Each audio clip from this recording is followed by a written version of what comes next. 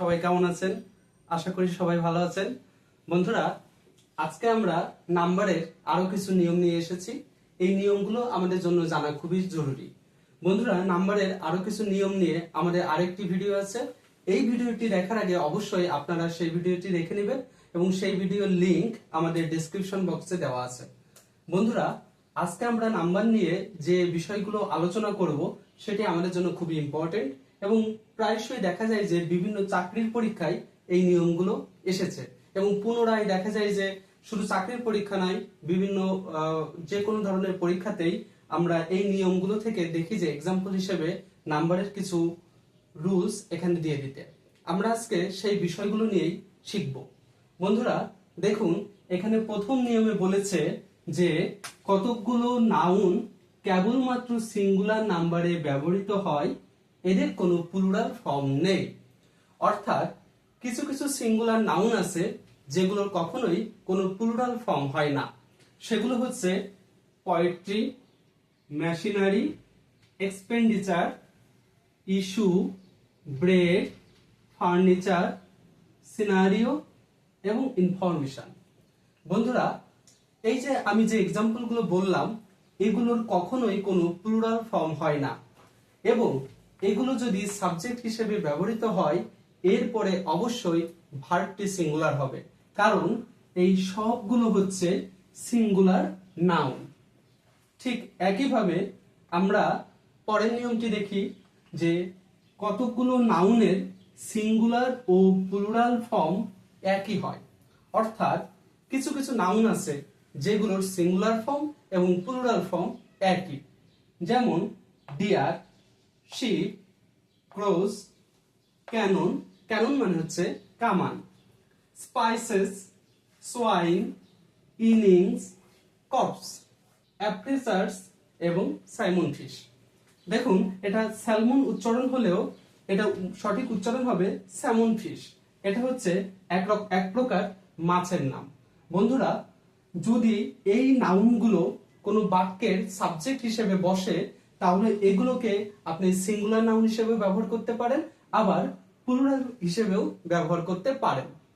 বন্ধুরা, এখানে দেখুন পরের নিয়মটি আছে কতগুলো নাউন সবসময় প্লুরাল হয়। অর্থাৎ কিছু কিছু নাউন আছে যেগুলোর কোনো সিঙ্গুলার ফর্ম নেই, এগুলো সবসময় প্লুরাল হিসেবে ব্যবহৃত হবে। সেগুলো হচ্ছে আর্মস, অ্যামেন্টস, মামস। মামস মানে হচ্ছে যাদের গলা ফোলার যে রোগটা আছে সেই রোগের নাম। এরপরে আছে ভাইটালস মানে হচ্ছে জীবনী শক্তি, measles, scissors, trousers, spectacles, environs, nuptials, proceeds, savings, ashes এবং সর্বশেষ হচ্ছে এন্ট্রেইলস। বন্ধুরা, এগুলো বাদেও আরো হয়তো দুই একটি নাউন থাকতে পারে, তবে আমাদের জন্য মোস্ট ইম্পর্টেন্ট হচ্ছে এগুলো। এগুলো সবসময় প্লুরাল ফর্ম হিসেবে ব্যবহৃত হবে।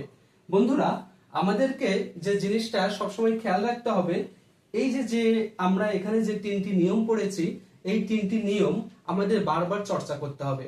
আমি যেভাবে এই বিষয়টি চর্চা করেছি এবং আয়ত্ত করেছি সেটি আপনাদের সাথে শেয়ার করতে পারি। আমি প্রথমে যে জায়গা থেকে এটি পড়তাম সেই জায়গার একটি স্ক্রিনশট আমি আমার ফোনের ওয়ালপেপারে সেট করতাম এবং 7 দিন বা 10 দিন আমি এটা প্রতিনিয়ত প্র্যাকটিস করতাম এবং প্র্যাকটিস করতে করতে যখন আমার এটা সম্পূর্ণভাবে আয়ত্তে চলে আসতো আমি সেটি কি করতাম, আমি সেটি 2 দিন পর পর এটি আয়ত্ত করার চেষ্টা করতাম এবং এভাবে 2 দিন পর যেতে যেতে যখন আরো বেশি আয়ত্তে চলে আসতো আমি এটি 5 দিন পর, তারপর 7 দিন পর, ইভেন আস্তে আস্তে 10 দিন পর এটা আরো কিছুদিন প্র্যাকটিস করতাম, তাহলে এটি আমার সম্পূর্ণভাবে আয়ত্তে চলে আসতো। বন্ধুরা, তোমরা চাইলে তোমরাও আমার মতো এই ট্রিক্সটি ফলো করতে পারো, এতে আশা করি তোমাদের উপকৃত হবে। আমরা এখন 9 নম্বর নিয়মটি শিখব। এখানে বলেছে কতগুলো নাউন দেখতে সিঙ্গুলার হলেও এরা মূলত প্লুরাল হবে। অর্থাৎ কিছু কিছু নাউন আছে যেগুলো মূলত সিঙ্গুলারের মতো দেখতে, কিন্তু এরা স্বভাবত হচ্ছে প্লুরাল। আমরা সেই নাউনগুলোকে এখন চিনে নেব।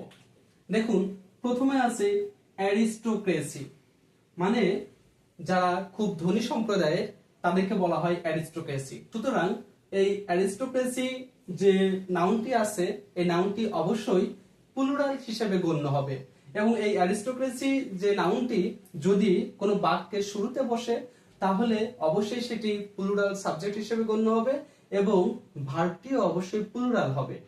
ঠিক একইভাবে জেন্ট্রি, নবিলিটি, পিজেন্ট্রি, ক্লার্জি, ক্লার্জি মানে যাজক সম্প্রদায়।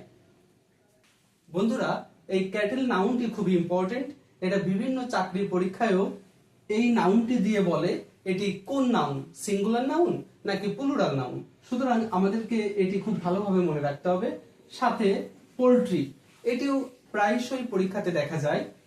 Majority, tenantry, mankind, perfumery, artillery, vermin, people, public এবং সর্বশেষ হচ্ছে গভর্নমেন্ট। এই যে আমরা এখানে যে নাউনগুলো দেখলাম এই নাউনগুলো সিঙ্গুলারের মতো দেখতে হলেও এরা স্বভাবতই হচ্ছে প্লুরাল ফর্ম। বন্ধুরা আপনারা এই নাউনগুলো কয়েকবার প্র্যাকটিস করলে আপনাদের আয়ত্তে চলে আসবে। এখন আমরা শেষ নিয়মটি দেখে নেব। বন্ধুরা শেষ নিয়মটি খুবই সহজ একটি নিয়ম, আমাদের একটু যদি আমরা মনোযোগ সহকারে দেখি তাহলে এই শেষ নিয়মটি আমরা খুব সহজেই বুঝে নিতে পারবো। দেখুন এখানে আছে ডজন, ব্রেস, হেতম, ইয়ক, স্কোর, পেয়ার, 100, 1000, হেড। এই যে ওয়ার্ডগুলো আমরা বললাম এই ওয়ার্ডগুলোর পূর্বে যদি সংখ্যাবাচক অ্যাডজেক্টিভ, এটা আমাদেরকে মনে রাখতে হবে, সংখ্যাবাচক অ্যাডজেক্টিভ। বন্ধুরা তাহলে আমাদেরকে আগে জানতে হবে অ্যাডজেক্টিভ কি। অ্যাডজেক্টিভ হচ্ছে নাউন বা প্রোনাউনের দোষ, গুণ, অবস্থা, সংখ্যা, ঠিক এই সংখ্যাটা বোঝাবে। অর্থাৎ নাউন বা প্রোনাউন কি অবস্থায় আছে, সংখ্যায় কতটি আছে, এরকম যদি বোঝায় অথবা যদি কোনো নাউন বসে উক্ত ওয়ার্ডগুলো অবশ্যই প্লুরাল ফর্ম হবে না। সুতরাং যদি এই যে ওয়ার্ডগুলো আছে এই ওয়ার্ডগুলোর আগে যদি কোনো সংখ্যাবাচক শব্দ বা সংখ্যাবাচক অ্যাডজেক্টিভ চলে আসে তাহলে এই নাউনগুলো অবশ্যই আমরা সিঙ্গুলার ফর্মে রাখবো, এগুলো কখনোই প্লুরাল ফর্ম হবে না। যেমন আমরা একটু এক্সাম্পল হিসেবে দেখে নিই। এখানে বলেছে গিভ মি 200 টাকা। এখন দেখুন এখানে 100 আছে, আমরা নিয়মেও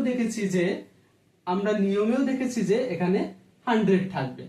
সুতরাং যেহেতু এটা 100 আছে এখন আমরা দেখব যে 100 এর আগে কোনো সংখ্যাবাচক অ্যাডজেক্টিভ চলে এসেছে কিনা। আমরা একটু খেয়াল করি 100 এর আগে এখানে আছে 2, 2 মানে হচ্ছে 2। সুতরাং এই 100 এর সংখ্যাটা বুঝিয়েছে যে আমার কত 100 টাকা দরকার, 200 টাকা দরকার। সুতরাং এখানে 100 কে সংখ্যায় প্রকাশ করতে হেল্প করছে কে, এই 2। সুতরাং যেহেতু এখানে সংখ্যাবাচক অ্যাডজেক্টিভ চলে এসেছে অবশ্যই এই 100 কে আমাকে সিঙ্গুলারে রাখতে হবে, এখানে আমি 100 টাকা বলতে পারবো না।